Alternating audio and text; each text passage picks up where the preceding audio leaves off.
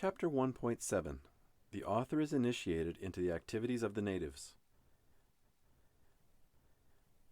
I believe none will be surprised that I awoke in the morning feeling somewhat worse for wear in these conditions and marginally better from the wounds I had suffered. Evidently, I had slept a fairly deep sleep, if not necessarily a restful one. I awoke alone in the bunkhouse of the cave.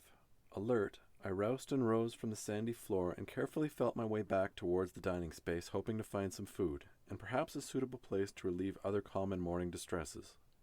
Recalling the memory of the path from the evening past, I wound my way back towards the fire pit.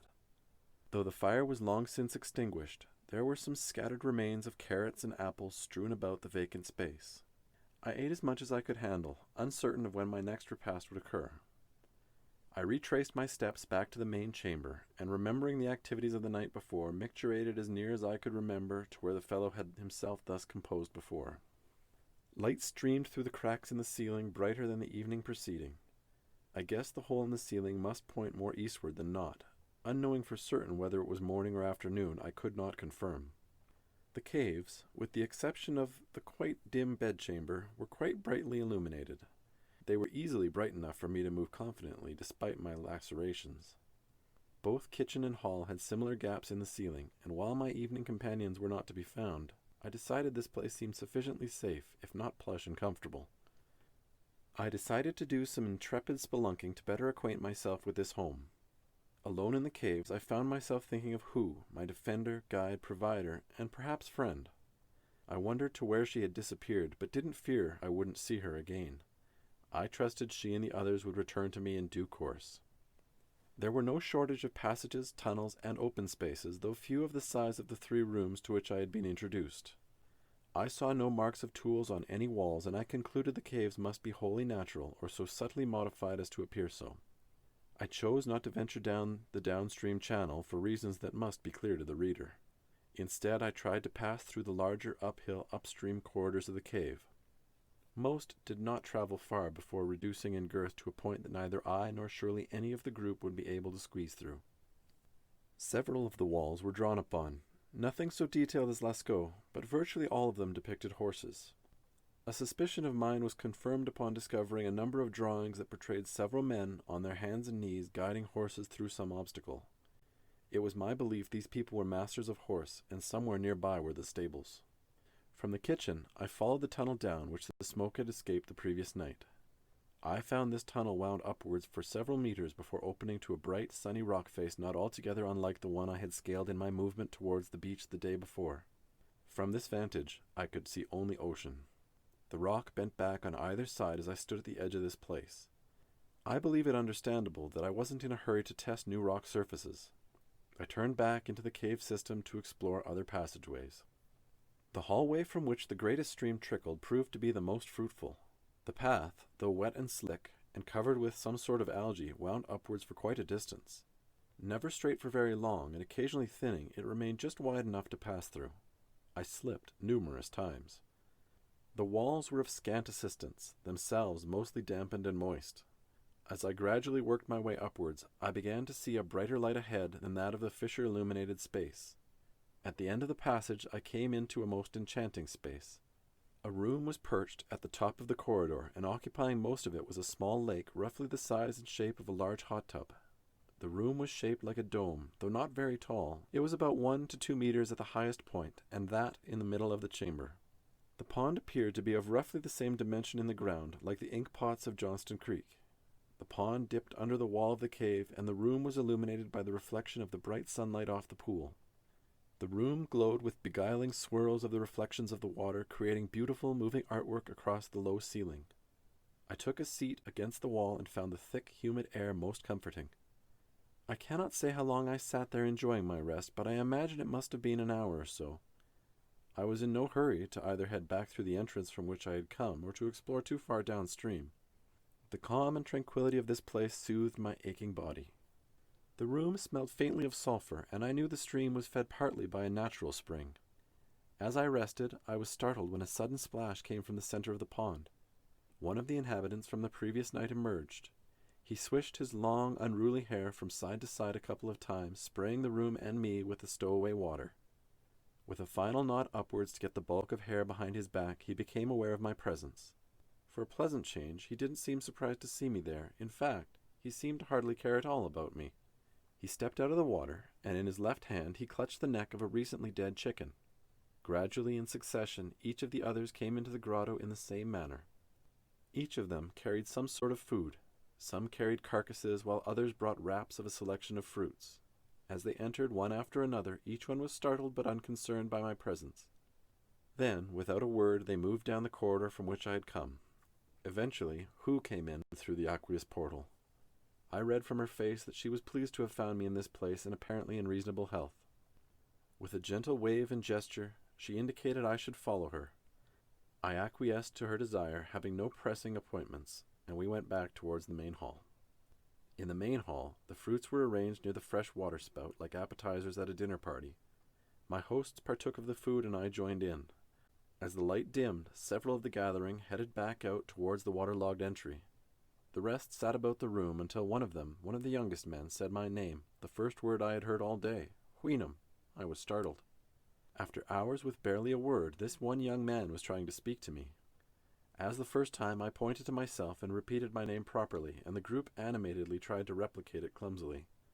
When I pointed at them, beseeching an introduction, the answers were uniformly my name. I tried a different tack, and pointed to the water, and said, water. The group looked confused and pointed in random directions and said, Wayam. Thus began my first language lessons with these people without a language of their own. My following days and evenings were primarily spent in a consistent fashion to this, waking up alone and exploring the caves until settling beside the luminous lagoon until the residents returned from their foraging. A midday meal would be consumed, a party would set back out, and a few would stick around with me and try their hand at some linguistic gymnastics. I've not before or since heard of a people with no language of their own. Teaching them all but the most basic names of common things proved to be beyond my capabilities. I was able to impart upon them words for water, and several varieties of food including chicken, crab, apple, berry, and leaf. But even slightly abstract concepts like food were beyond them. Even those they did learn could only be pronounced with the limited alphabet they possessed on my arrival. Their phonetic alphabet is transcribed thusly: A as in Canada, A as in mat, A as in mate, E as in meat, U as in shoot, A as in cut, O as in coat, H as in hat, but with a particularly breathy exhalation, as in bottom, N as in note, W as in witch, Y as in yes. In an effort to mimic my tongue, they fabricated a couple other sounds. A tongue-slapping click they used in place of K sounds, and a glottal stop such as one might use in place of the letter T in button when speaking quickly. As I am certain the reader might ascertain, trying to speak English with 11 letters and 2 constructed stops renders the agility of the language substantially accented. In their own sort of pidgin English, I had named each of my companions for my own sanity, and tried to base their name on something about them. Each one was pleased as punch with their handles, and owned them proudly, even jealously. First amongst these was Hu, formerly Hu, to whom I had given a name in my mind long ago. The 3 who had found me on the beach were named Amma, the female, Gnome, the shorter male. I apologize to the reader, but he was a short man, and yes, it is pronounced gnome. I thought it a cute name at the time. And Ya, the taller male, for he took to nodding his head frequently in accord. Some of the cavers possessed a greater aptitude than others, though none reached solid fluency in the week or so I repeated this pattern. On the 7th day, Hu woke me up as the band prepared their morning expedition. My leg had scabbed over, and I had since removed the torn sleeve bandage. The smaller cuts had mostly healed, and though I was absolutely at the mercy of infection, I seemed free for now of such worries. The crimson sunburn was fading to an amber tan, which brought me closer to the dark skin of these aphotic people. The crew brought me to the cave pool, and one after another waded into the water towards the lighted entrance, took a deep breath, submerged, and departed the cave.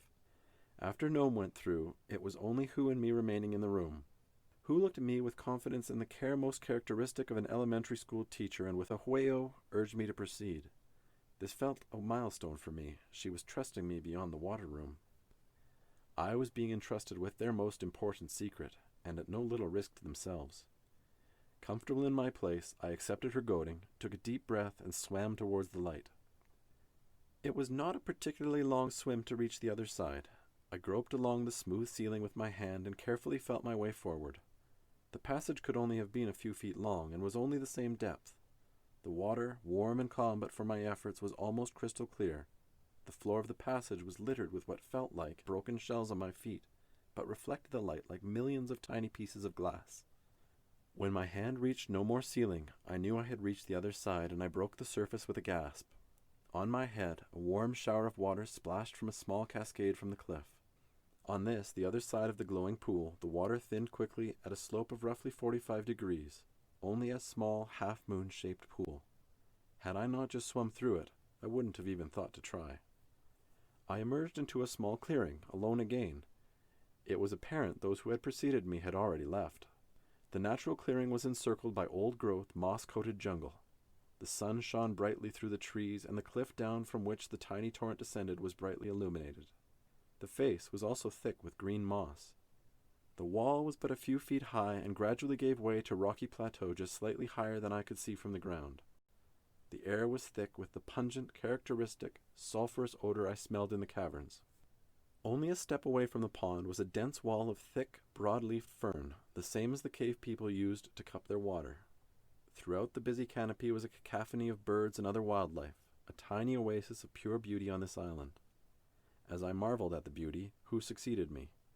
Actually, she bumped headfirst into the back of my knees, causing me to buckle. I laughed as I fell into the pool, playing like a young boy. Almost immediately I recognized I was blocking the way, so I stepped out of the water, and as she joined me, I apologized. Not that she understood me.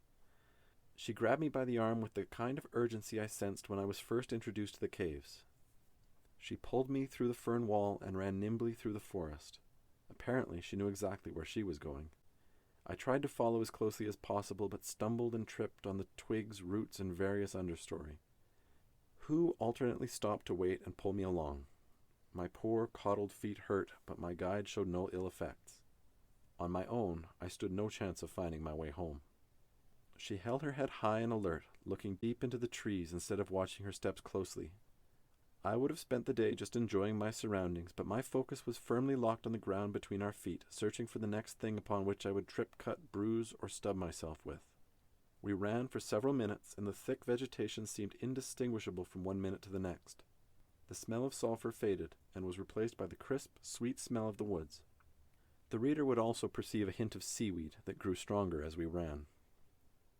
Hu ran through another wall of fern, but with the same muscular grace and confidence of foot she exhibited with persistence. I crashed through the same, tearing several leaves, stepping onto the loose sand on the other side, and splashed face first into a patch of dry sand. I looked up, expecting to see my companion enjoying the spectacle, or worse, running further away, but she was focused on her task at hand. We had apparently reached our destination, for Hu already had picked a leaf and was quickly picking berries from a large bush. Her practiced hands brushed away thorns and thistles of a blackberry-like bush with rolled leaves and easily removed the fruits from the branch. I brushed the sand off my sweat-drenched face, arms, and legs and plucked a handful of the berries and ate a few as well. In the time I managed to pick a handful, Hu had almost filled her entire leaf horn. She had carefully rolled a leaf in such a way that she could hold it with one hand, use it to brush the branches aside, and then use the same device as a container to store the berries. I was no match for her skill, speed, or dexterity. I tried to roll a leaf in the same manner, but could barely manage to keep the leaf from snapping. Hu finished filling the horn and folded the leaf over, closing the opening. She was able to hold the entire thing securely with one hand. I took my shirt like a bib and filled as much of it as I could. Hu looked at me and seemed impressed at my collection aid. As she had back in the caves, she marveled at my shirt and its heretofore unknown benefits. By this time she was more comfortable around me and actually took a firm grip of the shirt in her hand and pulled on it. She did not understand the way the shirt was attached to me or the inelastic qualities it possessed. I was surprised by the strength and firmness with which she tugged it, and I was yanked off my feet, crashing into her and back into the sand, dropping my collection. She maintained hers in an incredible display of balance and agility while she fell under me. Her eyes showed how startled she was by this, but no anger. She seemed more concerned with my well-being than her own. Embarrassed, I abashedly went about recovering the food, and taking a cue from my actions, she followed suit, adding the fallen fruit to my improvised shirt pouch. Our job complete, she urged me back through the ferns in the direction we had come. In the sand, my crashed sand angel provided evidence of our presence, but who didn't concern herself with that as we raced through the forest again? I couldn't say for sure whether we were heading to a new place or back to the caves. The jungle floor was as dark as the caves in the middle of the night, and I couldn't locate the sun. It would not have been much help, as I could identify neither my latitude nor the time of day beyond a rough approximation. I felt it was likely almost noon, but I couldn't have been sure. We ran, and I did my best to avoid losing my load. More comfortable with the ground, I made marginally better time on this second leg. Who continued to outpace me effortlessly. I panted and sweated. She ran with heavy steps yet light tread. She slowed a little as we approached another clearing.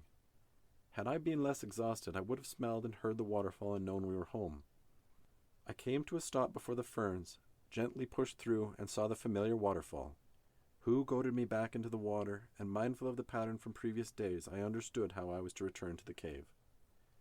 I carefully stepped into the water, tightened my grip on my shirt, ducked under, and swam back into the grotto. On the other side, Hu reappeared quickly after, and together we returned to the dining hall. As I had observed numerous times before, we deposited our findings and partook in the shares of the other parties. I had contributed a little to this place, and anticipated correctly that I would be expected to continue to do so. I would follow Hu out most days on these gatherings. Sometimes we collected berries and other times fruits, particularly apples. We were becoming a foraging team, and I learned from her faster ways how to collect, how to make less of an impression on the ground as I walked and ran, and even how to track a little bit, all without any but the most limited of vocabulary. Daily we would go out together in the forest looking for the supplies necessary to help the larger group survive. The trust and respect shared between us would only grow during this period of time. I learned a little of the geography of the island and could find my way back home on my own from short distances away. Never while on our hunts did we encounter another forager, not from the caves, not from anywhere. I began to understand that these people were operating methodically, and that we were, if not alone on this island, at least operating in a space exclusive to other humans.